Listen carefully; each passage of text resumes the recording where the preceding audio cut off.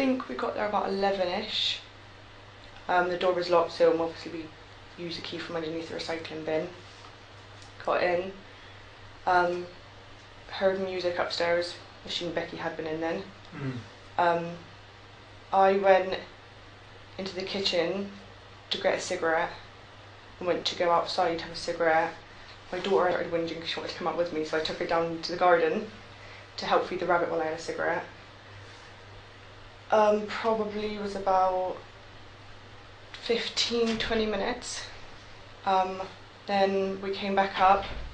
I went into the kitchen to get a drink, I think I was, and wash my hands. Then I heard the front door slam. Carried on washing my hands, went into the living room. And then I think it wasn't until a lot later on that Angie asked me if Becky had gone out. And I said, yeah, I heard the door go. She must have gone out earlier. Washing my hands, I think, I heard the door slam, front door. Again, I didn't look at the time or think anything of it, so I didn't really kind of like, oh, what was that? It was just the door, so Becky would have gone out. Yeah. Okay. Sorry, I think I've accidentally got this in the wrong order here. Okay. You have to clarify this. So, right, let me just go back slightly then, if I could. The door slamming then. You've already said you got to go from the kitchen through to the living room. Yep. So, how far away from that front door would you have been? But you've got the front door, the living room, and about halfway up the hallway is the kitchen. So I would have been at the sink. So no distance, a reasonable amount, I'd say. Okay. And immediately before this sound of the door slamming, what could you hear then? I think it was just CBeebies again, to be honest. I was kind of more, trying to make sure I had vitamins back and getting my drink. Yeah. No, I heard stomping down the stairs. That's what made me think that Becky had left in a mood. So I said to Angie, because obviously the door slammed, but I wasn't sure if that was the wind. I took it because there was like quite stomp, stomp, stomp down the stairs. I assumed, she was in a bit of one of her tantrums. Yeah. Very quickly, At that point, she started to get quite concerned that her boyfriend, like her best friend, hadn't heard from her. I think she wanted her to ring her again after that. I think we wanted her to ring her and it went straight to voicemail. And then I think it was probably about 3 o'clock, I'm going to think, Angie rang Darren and said, Becky's still not home, nobody's heard from her, can't get through to her. I'm getting quite concerned. Darren said that when he gets home from work, to ring the police.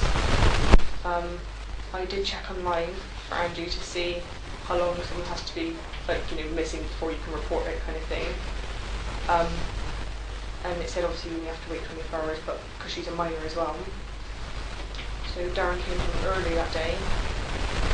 Like I say, I think he came home about 4, it was about an hour and a half earlier.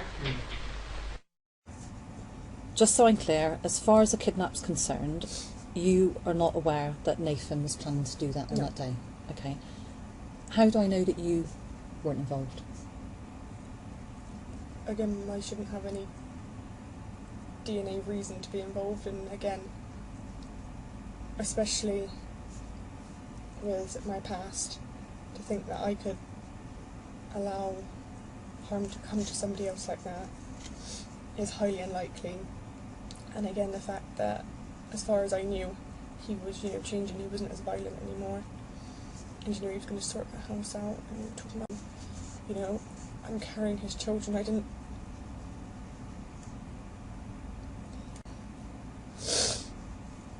To think that I would know. Sorry. No. Take a moment, that's right. Yeah.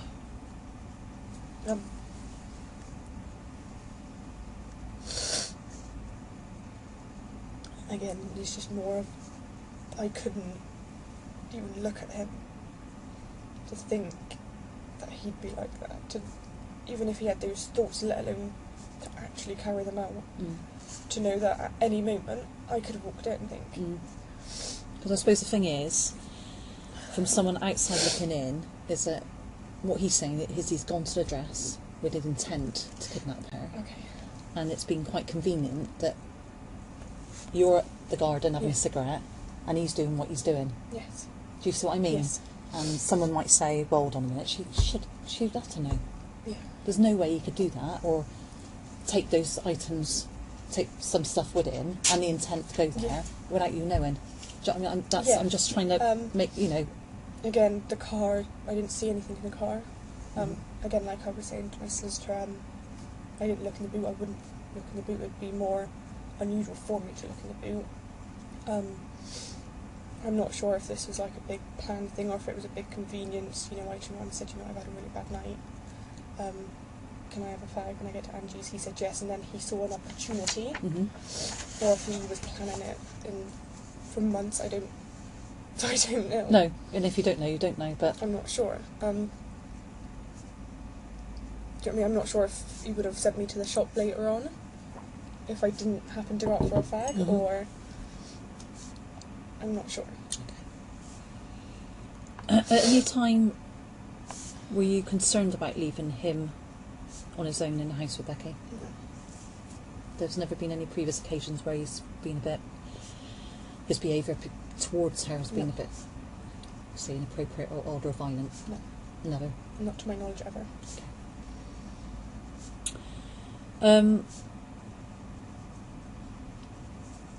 Has he ever said he's interested in kidnapping anyone, or have you seen him go on any websites or anything at all? I mean, where has this come from? I have no idea. The only kind of violent things he's ever said is he's got a thing about... Again, I didn't take him seriously. If the shops annoyed him for some reason, or if they've, he's got anger and he's on petrol bomb the shop. Never done it to my knowledge. But he's never mentioned kidnapping somebody or killing. Obviously, he said, I'm going to kill him, but not in a way of actually saying, I'm going to go out and murder this person. So again, I'm not sure if he's just kind of lost his marbles or if he's just deeply disturbed without anybody knowing. Again, I thought he was completely normal. He seemed obviously violent, but reasonably normal. He'd never mentioned wanting to do anything to anybody else, really, or anything like that. Again, I'd only ever seen him be violent towards me. He'd never been violent towards anybody else I'd ever known. Okay. So I didn't think he was. Okay. I suppose the question is, why Becky? I don't know. Again, I knew they didn't particularly like each other. I wouldn't say they hated each other. I'd never seen him have an argument. Obviously, she'd make kind of remarks to Angie about Nathan being, horrible, or, you favourite Nathan. Nathan had made remarks to Angie, why is Becky getting more money? She already owes you loads of money, that kind of thing. But over the past couple of weeks, like I said, I thought they were getting on a bit better. I wouldn't say they were friends or anything like that, but they were getting on a bit better. Again, they were kind of moaning about Darren because they both didn't particularly like him most of the time. So to my knowledge, it was better than what it was before. Again, he didn't make any remarks about her annoying him any time in between that. So I assumed that everything was okay between them. I'm not sure. Again, I don't know if it was just some sort of sick thing he had in his head and it was just convenience, or if he actually planned specifically, for months I'm going to do this to her. I don't know. No. Again, he seemed normal.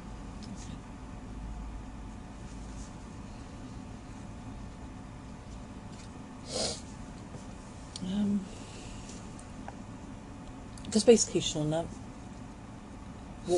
what you've got to do is prove that you're not involved in this. Yes. So when I'm asking you these questions, always bear that in mind, because that's what you need to do now. Okay.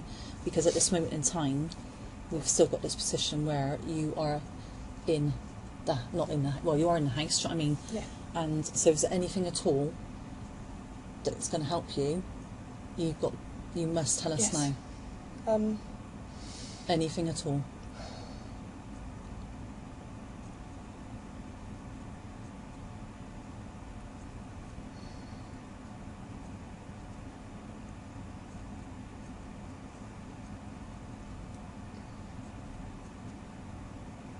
Oh, I don't know if it's relevant in the slightest. I'm not sure if it was on the Monday the 26th that we went to my mum's. We didn't take his car home. Nathan had a drink. So we called it up one of his friends. I don't know which friend it was. I don't think I'd ever seen him before. To come and pick us up. Yeah. And he drove us all home.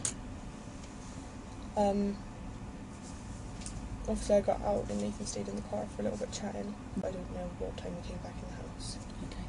Okay. Again, I don't know if that's relevant to anything or not, but... Well, I think in fairness, everything is relevant. Okay. All right, so that's why I say it's really important that you tell us everything. Yeah. So even if you think that important or that's not relevant, it could be. Okay. And it's better for us to know than for you not to say. Okay, Yeah. but obviously you take your legal advice. We can't force you to say anything you don't want to. But what I'm being clear, and I hope I'm being clear to you, is that we need to either prove that you were involved or you weren't involved. And if we don't know information you're not telling us, we can't act on that information. All right. So I thank you for telling us about that. All right. Anything else at all?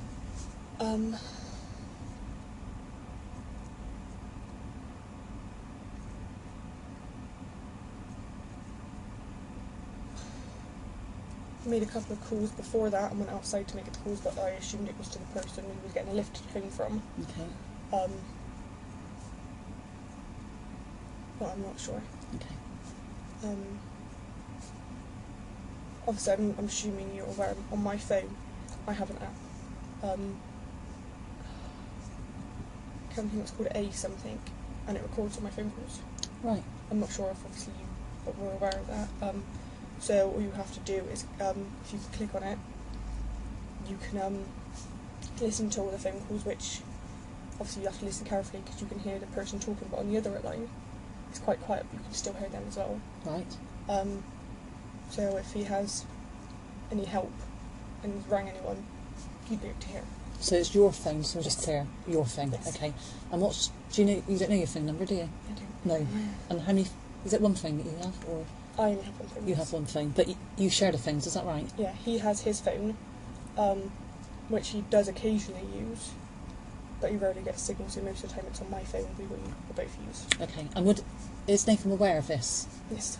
So he would know that it's been recorded, or? Yes, if he remembers or not, I don't know. Right. Because I've had it on there for a very long time. So it's still on, is it, the app? So he may have not remembered that this app's still on, and it. Is there anything else in relation to Becky's body being found at your house? You see if it found at my house, do you know where she was found? No. Would you know that? No. That was why it's more of a curiosity. I don't know where he would have hid her, so to speak. I don't know. Okay. Claire, have you got anything to? Yeah. If I know that you've said about I wouldn't have any evidence on her, no hair, no skin cells or things like that. But that doesn't stop you from not, because you might not have touched, but you not knowing. I'm trying to rephrase this. That doesn't stop you from actually knowing that she was there. Again, I Do you could, understand what I'm saying? I suppose there's no reason that you should or shouldn't believe me. I can just obviously tell you that I genuinely had no idea. I can't even look at him. I was sat in the courtroom today and I just wanted to, I say kill him, that's a bad choice of words. I felt sick looking at him, knowing what he did. And yeah, I didn't always like Becky, but she was a nice enough girl. She was so young, and the fact that we've got a little girl ourselves. I'm carrying his unborn children.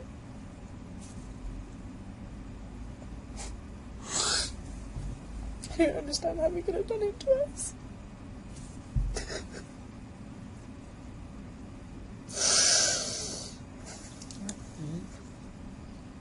Do a couple of minutes, Becky? Or Shauna? I'm fine. You sure? Yeah, I'm fine. You sure? Yep. Okay. Is there anything else? No.